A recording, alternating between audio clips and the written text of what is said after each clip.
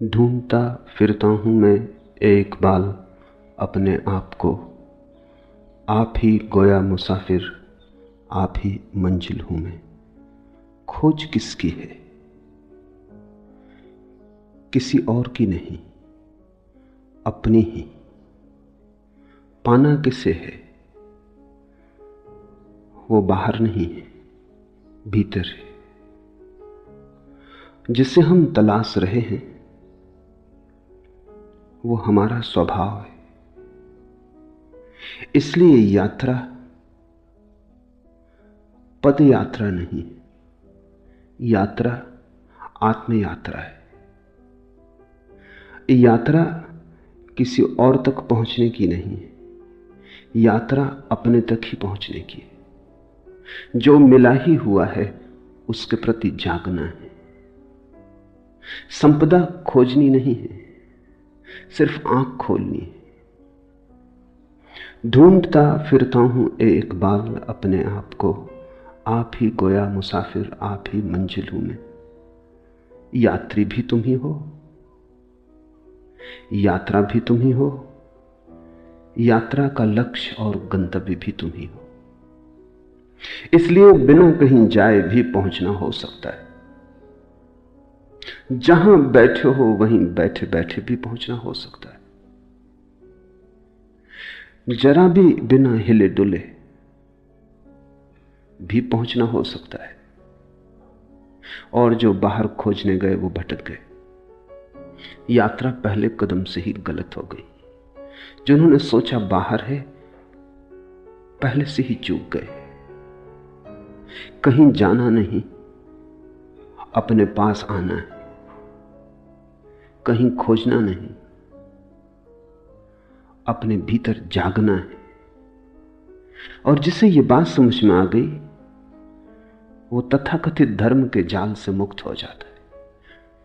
और ध्यान रखना, अधर्म से मुक्त होना कठिन नहीं, धर्म से मुक्त होना कठिन है।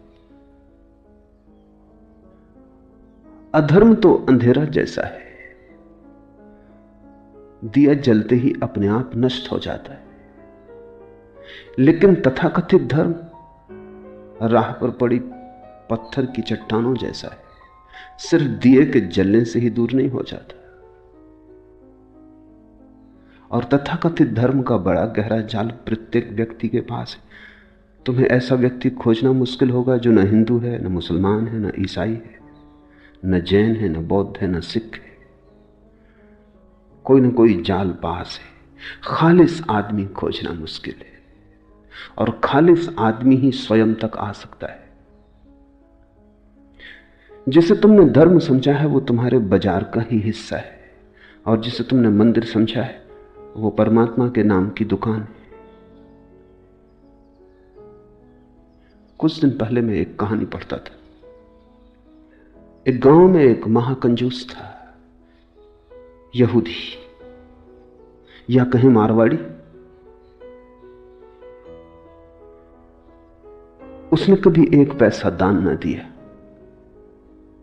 गांव में भिखारी भी उसके घर की तरफ नहीं जाते थे। अगर कोई नया भिखारी उसके घर की तरफ जाता तो लोग समझ जाते कि नया भिखारी। जिसको थोड़ा भी पता है वो कभी भीख मांगने उसके द्वार पर न जाएगा। उसने कभी दिया ही नहीं। वो भिखारी से भी कुछ छीन सकता था, देना उसकी आदत न थी। लेकिन एक दिन वो गांव के धर्मगुरु के द्वार पर पहुंचा, यहूदी धर्मगुरु, और उसने कहा कि आज मेरे लिए कुछ प्रार्थना करनी होगी। धर्मगुरु ने सोचा कि अब प्रार्थना करवाने आया है तो कुछ दान करवा लेने का मौका है।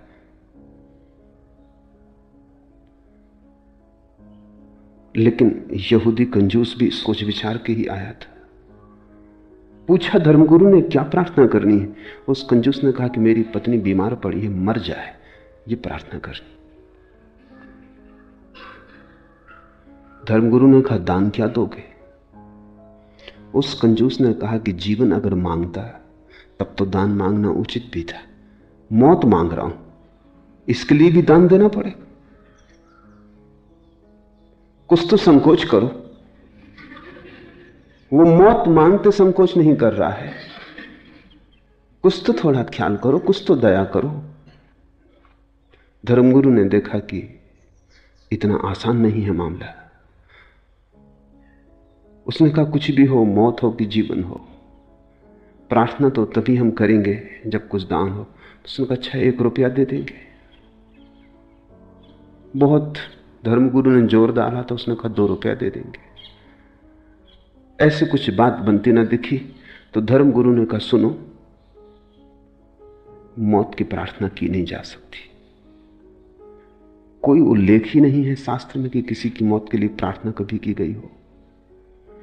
परमात्मा से लोग जीवन की प्रार्थना करते हैं, मौत की नहीं। तुम मुझे क्षमा करो, ये काम मुझसे ना हो सकेगा। धर्मगुरु ने कहा छोड़ो भी ये बातें, कानूनी 5 रुपए दे सकता हूं। धर्मगुरु बोला कि नहीं, ये हो ही नहीं सकता, प्रार्थना तो जीवन की ही हो सकती है। लेकिन एक तरकीब तुम्हें मैं बता देता हूं, क्योंकि कानून में सब जगह तरकीब तो होती ही है। शास्त्रों में ऐसा कहा है कि अगर कोई आदमी मंदिर को दान का वचन दे और 3 महीने के भीतर दान न दे तो उसकी पत्नी मर जाती, दंड स्वरूप। तो तुम दान की घोषणा कर दो, देने की तो कोई जरूरत ही नहीं है, पत्नी 3 महीने के भीतर मर जाएगी। तो उस महाकंजूस ने कहा जब देना ही नहीं है तो उसने कहा तब ठीक है, तब 1 लाख रुपया दान दे देंगे। जब देना ही नहीं है, धर्मगुरु ने कहा जब देना ही नहीं तो क्या लाख, क्या 10 लाख? अरे 10 लाख ही कह दो। थोड़ा सा खुश आया, क्योंकि कल्पना में भी देना कष्टकर मालूम होता है। उसने कहा 10 लाख ज्यादा हो जाएंगे। पर धर्मगुरु ने कहा जब देना ही नहीं है तो जैसा 1 वैसा 10 लाख। वो बड़े बेमन से राजी हुआ, लौट गया घर। पत्नी मरी तो नहीं, बीमार थी, ठीक हो गई। वो बड़ा चकित हुआ। 3 महीने पूरे हुए, वो वापस आया। उसने कहा कि तो नियम काम नहीं किया।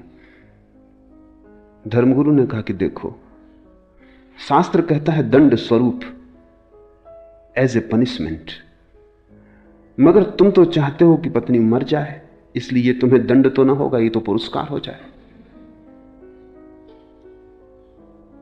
इसलिए प्रार्थना व्यर्थ गई। अगर तुम सच में ही चाहते हो पत्नी मर जाए, तुम अब ऐसा करो कि जाके बाजार से कुछ हीरे जवाहरात खरीदो, कुछ सुंदर साड़ियां खरीदो, पत्नी को भेंट करो। पत्नी तुम्हारे प्रति इतनी प्रेम से भर जाए और तुम भी इतने प्रेम से भर जाओ कि तुम्हारे प्राण कहने लगे कि नहीं अब मत मार, हे परमात्मा अब मत मारना। तब वो मारेगा कि तभी तो दंड हो सकता, नहीं तो नियम। ये बात जची। पर उसने कहा हीरे जवाहरात मैंने कभी खरीदे नहीं। धर्मगुरु ने कहा क्या हर्ज है, पत्नी तो मर ही जाएगी, तुम बेच देना, थोड़ा लाभ ही भला हो जाए, नुकसान तो क्या होगा, चीजों के दाम तो रोज बढ़ते ही जाते। ये बात जची। वो गया, उसने हीरे जवाहरात खरीदे, साड़ियां खरीदी बहुमूल्य, कभी खरीद के घर लाया न था। पत्नी तो हैरान हो गई कि इसमें ऐसा रूपांतरण हुआ। निश्चित ही धर्मगुरु की कृपा से हुआ होगा, मंदिर गया इसीलिए हुआ होगा। उसने भी पहली दफा उसे प्रेम से देखा और पत्नी उसे इतना प्रेम करने लगी कि उस कंजूस को भी पहली दफा एहसास हुआ कि पत्नी तो बड़ी अनूठी है, मैं नाहक ही इसके मरने की प्रार्थना करता था। तो वो डरा। अब उसके मन में यह होने लगा कि कहीं मर न जाए। और 3 महीने करीब होने के पास आ रहे थे और पत्नी बीमार पड़ गई। तो घबराया हुआ पहुंचा धर्मगुरु के पास। उसने कहा ये तो मुसीबत हो गई, नियम काम करता मालूम पड़ रहा है, पत्नी बीमार पड़ गई, अब कैसे बचाएं उसे। धर्मगुरु ने कहा कि वो जो 10 लाख दान दिया था वो दान दे दो, अब तो बचने का और कोई उपाय नहीं।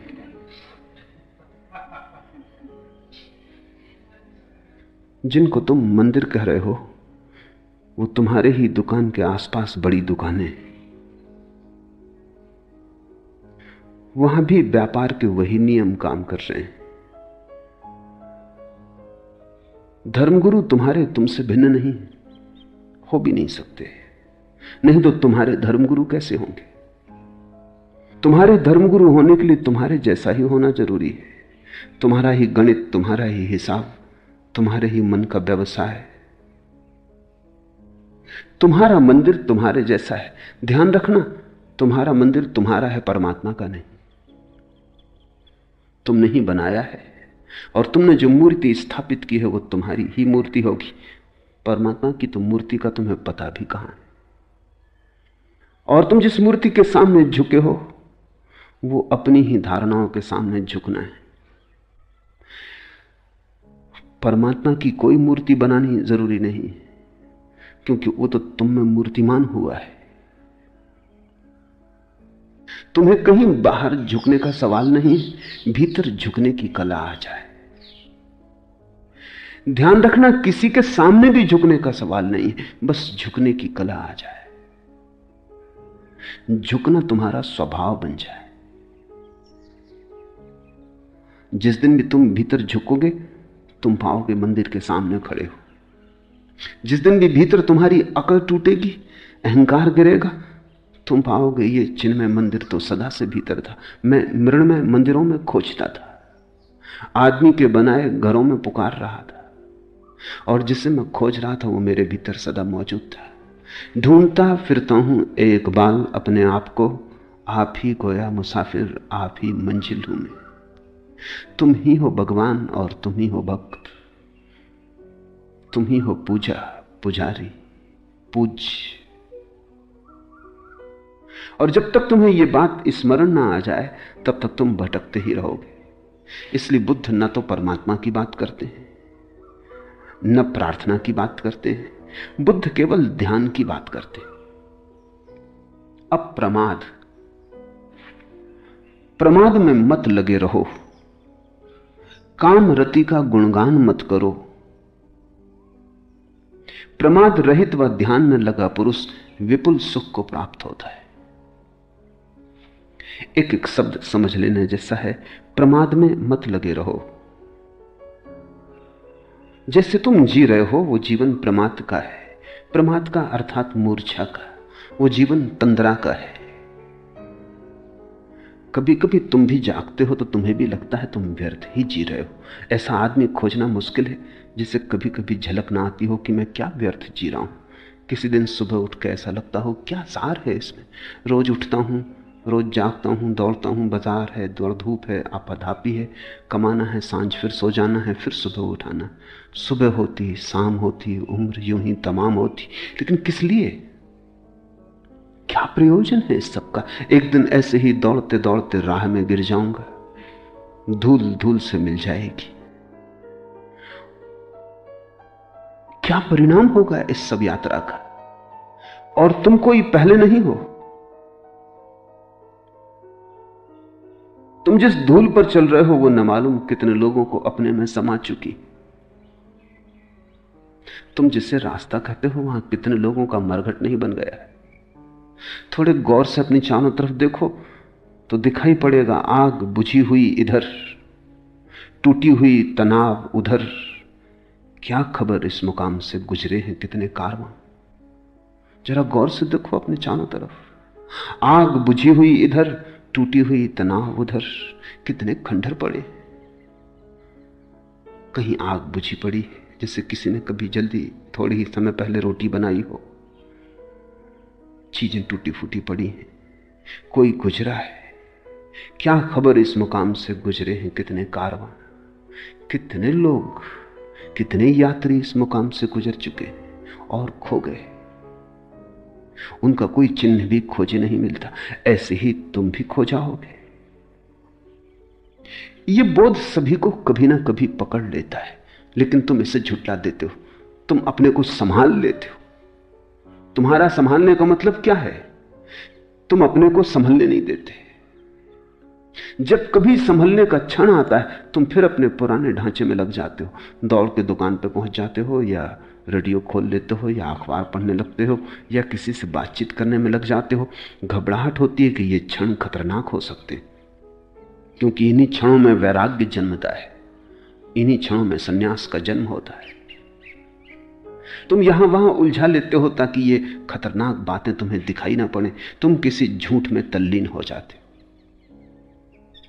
सत्य अगर जगाने को तुम्हारे पास भी आता है तो तुम करवट ले लेते हो, फिर नई नींद में खो जाते हो। ऐसा आदमी तो खोजना ही मुश्किल है जिसको कभी ना कभी ये दिखाई ना पड़ता हो ये सब व्यर्थ है जो मैं कर रहा हूं। लेकिन फिर भी आदमी वही किए चला जाता है जो व्यर्थ दिखाई पड़ता है। प्रकाश के किन्हीं क्षणों में, ज्योतिर्मय चैतन्य की किसी अवस्था में जब सब व्यर्थ दिखाई पड़ता है, तब फिर तुम कैसे अंधेरे में उतर आते हो बार बार। इसे बुद्ध प्रमाद कहते। प्रमाद का अर्थ है जानते हो, फिर भी जो जानते हो उसके विपरीत जीते हो। जानते हो आग में हाथ डालने से हाथ जलेगा, फिर डालते हो। पुराने घाव भी नहीं मिट पाते हो, फिर हाथ डाल देते हो। निश्चित ही तुम होश में नहीं हो सकते, बेहोश हो, कोई बड़ी गहरी तंद्रा में जी रहे हो। प्रमाद में मत लगे रहो। ये जो कभी कभी प्रकाश के क्षण तुम्हारे जीवन में आते हैं, इनको सहारा दो, सहयोग दो, इनको घना करो, इनको पुकारो, इनकी प्रार्थना करो, इनका स्वागत करो, इनको संभालो अपने भीतर, इनको संजो, क्योंकि इनसे बड़ी कोई संपदा नहीं। और अगर तुम इनके साथ सहयोग करो, स्वागत करो, इन्हें स्वीकार करो, अंगीकार करो, तो ये क्षण बढ़ते जाएंगे। इन क्षणों के बढ़ते जाने का नाम ही ध्यान है। ध्यान का अर्थ है जागा हुआ चित्त। प्रमाद का अर्थ है सोया हुआ चित्त। इसलिए बुद्ध और महावीर ध्यान के लिए अप्रमाद शब्द का प्रयोग करते हैं। प्रमाद में मत लगे रहो, काफी लगे रहे हो। और तुम हजार बहाने खोज लेते हो लगे रहने के। तुम कहते हो अभी बच्चे बड़े हो रहे, तुम कहते हो अभी तो महत्वाकांक्षा के दिन है, थोड़ा और कमा लूं। तुम कहते हो अभी तो जवान हूं, ये धर्म और वैराग्य ये तो बुढ़ापे की बात है। एक युवक को मैंने संन्यास दिया, उसका बूढ़ा बाप आ गया। बूढ़े बाप की उम्र होगी कोई 70-75। उसने कहा आप भी क्या अन्याय कर रहे, जवान आदमी को संन्यास देते। शास्त्रों में तो कहा है कि संन्यास तो अंत में लेने की बात है। मैंने कहा छोड़ो, तुम्हारे लड़के का संन्यास वापस ले लेंगे, तुम संन्यास लेने को तैयार हो? तुम तो 75 वर्ष के हुए, कब आखिर आएगा? वो आदमी मुस्कुराने लगा। उसने कहा आपकी बात ठीक है, लेकिन अभी बहुत दूसरे काम भी हैं, अभी दूसरी उलझने भी हैं। तो मैंने कहा कि इस लड़के का मैं संन्यास वापस ले सकता हूं अगर तुम संन्यास लेने को तैयार हो। तुमने ही कहा। मगर वो आदमी सिर्फ तर्क दे रहा था लड़के को संन्यास से बचाने को, खुद संन्यास लेने के लिए वो तर्क काम का नहीं था। लोग जवान रहते हैं तब कहते हैं अभी तो जवान है, और जब बूढ़े हो जाते हैं तब वो कहते हैं अब तो बूढ़े हो गए। जब कश्ती साबितो सालिम थी, साहिल की तमन्ना किसको थी? अब ऐसी शिकस्ता कश्ती पर साहिल की तमन्ना कौन करे? जब नाव जवान थी, जब कश्ती साबितो सालिम थी, साहिल की तमन्ना किसको थी? तब कौन फिक्र करता था किनारे की, कौन आकांक्षा करता था किनारे की? तब तो तूफानों से जूझ लेने का मन था। जब कश्ती साबितो सालिम थी, साहिल की तमन्ना किसको थी? अब ऐसी शिकस्ता कश्ती पर अब बुढ़ापा आ गया, अब नाव जरा जीर्ण हो गई। अब ऐसी शिकस्ता कश्ती पर साहिल की तमन्ना कौन करे? प्रमाद से भरा चित्त अपने सोने के लिए उपाय ही खोजता रहता है। जवान हो तब कहता है अभी जवान है, बूढ़ा हो जाए तो कहता है अब बूढ़े हो गए, अब क्या कर सकेंगे। बच्चे बच्चे हैं, कैसे संन्यास्त हो जाएं? जवान जवान हैं, अभी तो जिंदगी बहुत शेष है। बूढ़े बूढ़े हो गए, अब तो कुछ शेष ही ना रहा। तुम प्रमाद के लिए तर्क खोजते हो। प्रमाद को जो तर्क सहारा देता है उसी को शास्त्रों ने कुतर्क कहा है। प्रमाद से जो जगाता है उसी तर्क को शास्त्रों ने सुतर्क कहा है। जो तर्क तुम्हें नींद में डुबाए रखता है वो आत्मघाती है, वो जहर है। उसमें दबे दबे तुम मर जाओगे। उसमें बहुत मर चुके हैं। तर्क का उपयोग अपने को जगाने के लिए करना। जैसे जैसे तुम जागने के लिए थोड़ा रास्ता बनाओगे, तुम पाओगे जागृति के और क्षण आने लगे। तुम जितना जितना जागृति के लिए उत्सुक होने लगोगे, प्रतीक्षा करने लगोगे, उतने ज्यादा क्षण आने लगेंगे। जिसे तुम चाहते हो वो आ ही जाता है। बुद्ध का एक बहुत अनूठा वचन है कि आकांक्षा सोच विचार के करना, क्योंकि आकांक्षाएं पूरी हो जाती। जिसे तुम चाहते हो वो आ ही जाता है, देर अबेर। आकांक्षा सोच समझ के करना। अगर धन मांगा, धन आ जाएगा, एक दिन आ ही जाएगा। अगर पद मांगा, पद आ जाएगा, एक दिन आ ही जाएगा। क्योंकि आदमी जो चाहता है धीरे धीरे उस तरफ खिंचता चला जाता है। जिसकी आकांक्षा होती है उसका प्रयास भी होने लगता है। जिसका प्रयास होता है उसकी प्राप्ति भी होने लगती है। सोच के मांगना, क्योंकि जो मांगा है वो मिल जाता है। विचार के मांगना, नहीं तो पछताओगे, नहीं तो रोओगे।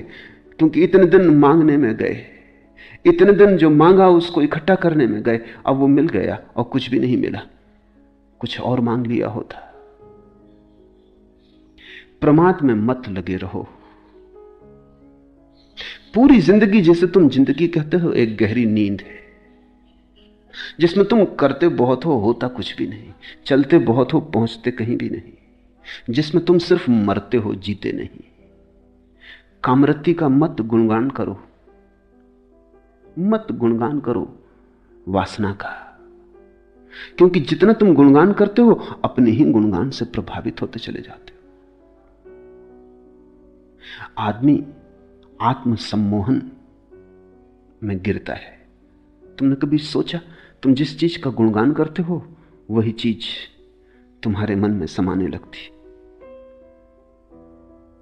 गुणगान तुम्हारा ही तुम ही को प्रभावित कर जाता है। बुद्ध और महावीर दोनों ने कहा है, काम कथा मत सुनो। लेकिन काम कथा ही लोग देखते हैं, सुनते हैं। फिल्म हो कि रेडियो हो कि किताब हो कि उपन्यास हो कि कविता हो, लोग काम कथा ही सुनते और पढ़ते हैं। और फिर जब काम वासना जोर से पकड़ती है, घबराते हैं। तब कहते हैं ये तो बड़ा मुश्किल है, इससे छुटकारा कैसे हो। उसी को आरोपित करते हैं, उसी को सींचते हैं, उसी को संभालते हैं। और जब संभल जाती है और जब सारे जीवन को जकड़ लेती, तो फिर चिल्लाते हैं, चीखते हैं कि इससे छुटकारा कैसे हो। काम वासना वस्तुतः कुछ भी नहीं, सम्मोहन है। और जिस चीज के प्रति भी तुम सम्मोहित होते चले जाओ, सम्मोहित का अर्थ है जिसका भी तुम सुझाव अपने को देते चले जाओ, वही चीज रसपूर्ण हो जाती। रस आदमी स्वयं डालता है। रस वस्तुओं में नहीं, तुम डालते हो। इसलिए प्रत्येक संस्कृति, प्रत्येक सभ्यता अलग अलग तरह की चीजों में उत्सुक हो जाती, पर जिसमें उत्सुक हो जाती उसी में सौंदर्य और काम वासना का जन्म हो जाता है। हजारों संस्कृतियां जमीन पर रही, उन्होंने अलग अलग चीजों में सौंदर्य देख लिया है। जिसमें सौंदर्य देखना चाहा है वहीं दिखाई पड़ गया है। बुद्ध कहते हैं, कामरति का मत गुणगान करो, रुको, सोचो। क्योंकि जिस चीज का भी तुम गुणगान करोगे तुम उस तरफ अनजाने आकर्षित होते चले जाओगे। आदमी अपनी ही बातों से प्रभावित हो जाता है। तुमने कभी देखा, रास्ते में अंधेरे में किसी गले कूचे से गुजरते हो, अकेले हो, डरते हो, गीत गुनगुनाने लगते हो या सीटी बजाने लगते हो। क्या फायदा सीटी बजाने से? तुम्हारी सीटी है, कोई इससे कुछ सार तो ना हो जाएगा। लेकिन अपनी ही सीटी की आवाज सुन के हिम्मत बढ़ जाती, जैसे कि अकेले नहीं हो। गाना गुनगुनाने लगते हो, अपने ही गाने की गर्मी शरीर में आ जाती, लगता है जैसे अकेले नहीं हो। तुमने अपने जीवन को अपने ही सुझावों से भर लिया है। तुम उन्हीं में गिरे हो, उन्हीं में दबे हो। तुम्हारा सुझाव ही तुम्हारा संसार है। तुम्हारा आत्मसम्मोहन, ऑटो हिप्नोसिस ही तुम्हारा संसार है। और जब बुद्ध या शंकर कहते हैं संसार माया है, तो तुम ये मत समझना कि इन वृक्षों चांतारों के संबंध में कह रहे हैं। वो संसार के संबंध में कह रहे हैं जो तुमने अपने चारों तरफ खड़ा कर लिया है, जिसको तुमने ही अपने सपनों में रंग लिया है, जिसके रंग तुम्हारे मन के दिए हुए हैं। ये संसार तो बड़ा सत्य है, लेकिन इस संसार का तो तुम्हें पता ही नहीं है। तुम्हें तो वही दिखाई पड़ता है जो तुम देखना चाहते हो। तुम्हें तो वही दिखाई पड़ता है जिसकी तुम कामना करते हो। पूरी मनुष्य जाति कामरति के गुणगान में पागल हुई जा रही।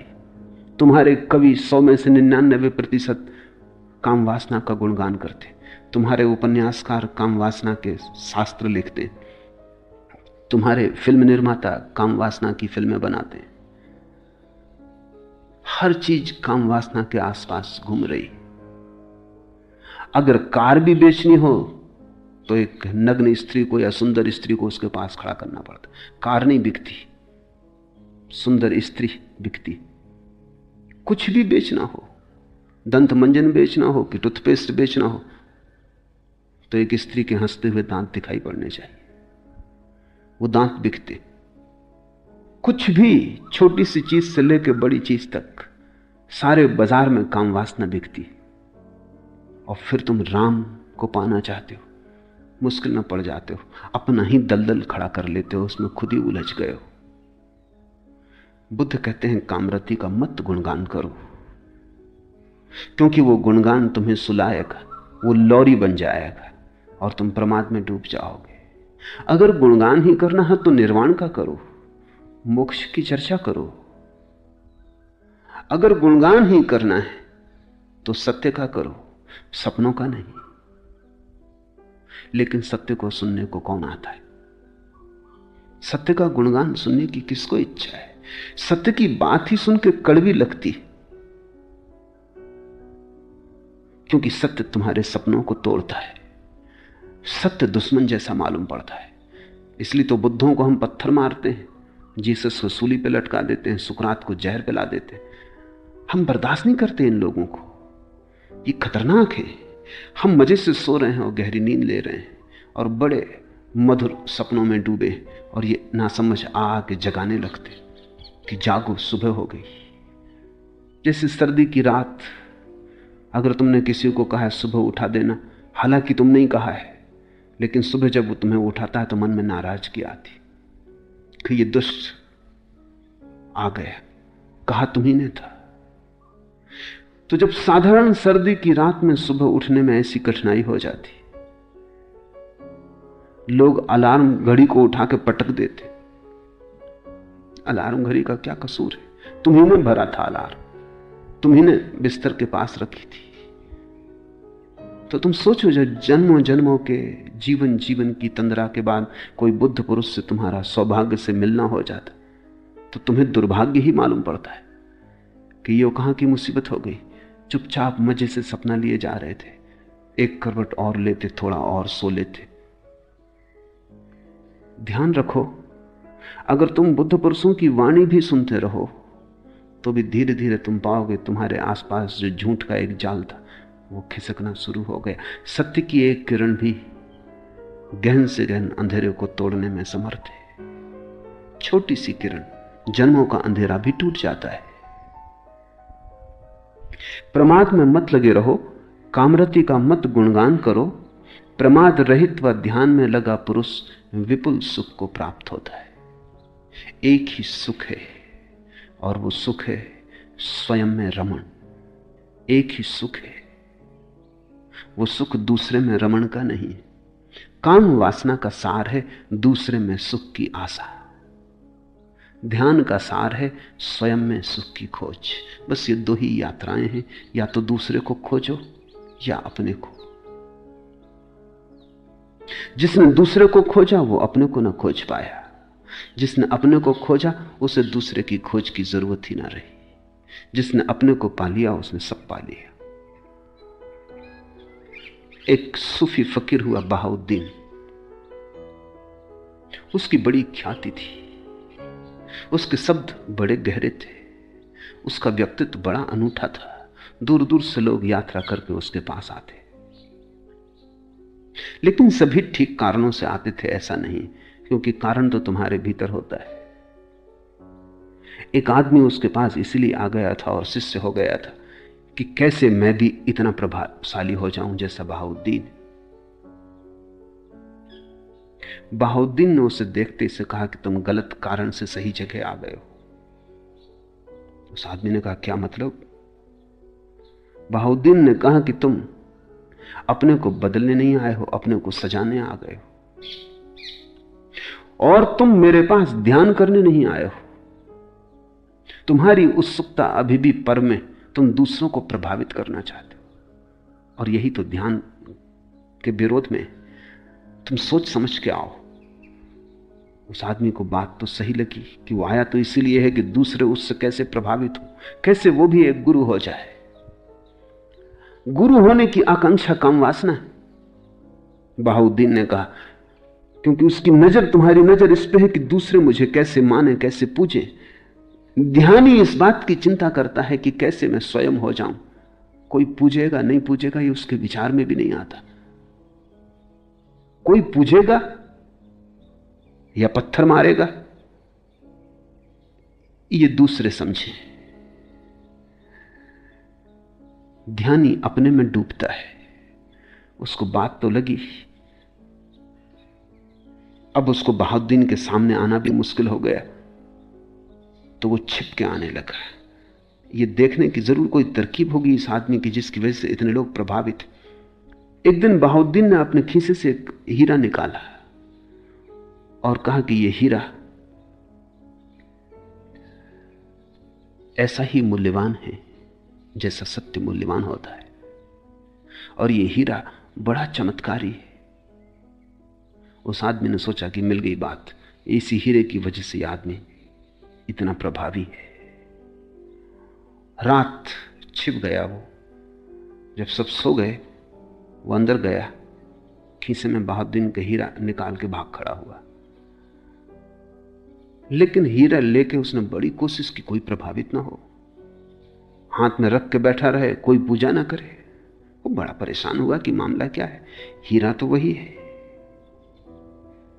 ऐसे वर्ष बीत गए। एक दिन बहाउद्दीन उसके द्वार पर आया और उसने कहा कि अब बहुत हो गया, वो हीरा वापस लौटा।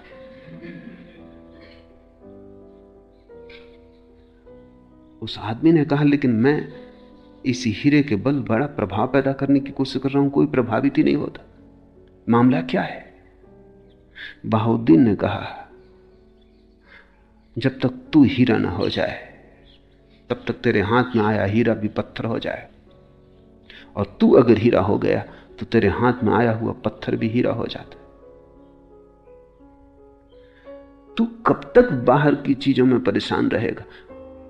इस हीरे में कुछ भी नहीं रखा है, तू इसे वापस लौटा दे।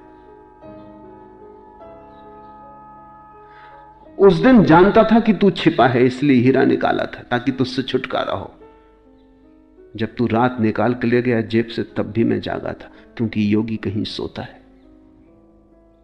इसलिए तो मुझे पता है कि हीरा कहां है, और तूने अब काफी दिन प्रयोग कर लिया, अब लौटा दे। और अब तो समझ, बाहर से नजर को भीतर हटा। हीरा मांगने नहीं आया हूं, तुझे बुलाने आया हूं कि अब तुझ में अकल आ जानी चाहिए। जीवन के दो ही ढंग हैं, या तो बाहर का हीरा या भीतर का हीरा। जीवन के दो ही मार्ग हैं, या तो तुम भिखारी की तरह खोजते रहो हाथ फैलाकर भिक्षा पात्र लिए, या तुम सम्राट हो जाओ, अपने भीतर झांको।